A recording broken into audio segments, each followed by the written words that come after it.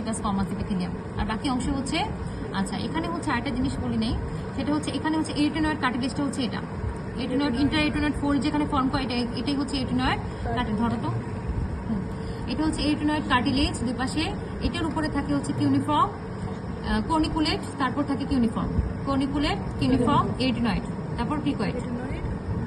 এটা হচ্ছে এরিটেনয়েড, দেন হচ্ছে কর্নিকুলেট, তারপর হচ্ছে কিউনিফর্ম। ঠিক আছে, তিনটাই হচ্ছে আনপেয়ার্ড কার্টিলেজ, আনপেয়ার্ড কার্টিলেজ। আর ক্রিকয়েড, থাইরয়েড এগুলো হচ্ছে ক্রিকয়েড কার্টিলেজ। আর এপিগ্লোটিসটা হচ্ছে পেয়ার, এটাও পেয়ার, ক্রিকয়েডটাও পেয়ার, থাইরয়েড পেয়ার। ঠিক আছে, ক্রিকয়েড আর থাইরয়েড হচ্ছে হাইলিন। আর এগুলো এরিটেনয়েডের বেসাল পার্টটা হচ্ছে মনে হয় ইলাস্টিক, একটু দেখে নিও, বেসাল পার্টটা হচ্ছে মনে হয় ইলাস্টিক দুইটা থাকে, এরিটেনয়েডে দুইটা থাকে, হাইলিনও থাকে ইলাস্টিকও থাকে, দুইটা পার্টে দুইটা থাকবে। এটা একটু দেখে নিও, আমার মনে নেই, ভুলে গেছি কোনটা জানি ইলাস্টিক কোনটা জানি হাইলিন। আর বাকিগুলো হচ্ছে সবই ইলাস্টিক, যে এপিগ্লোটিসটাও ইলাস্টিক, বুঝতে পারছো?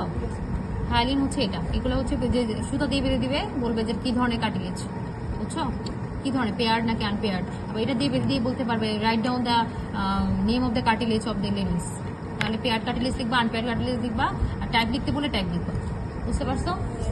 ঠিক আছে, যাও।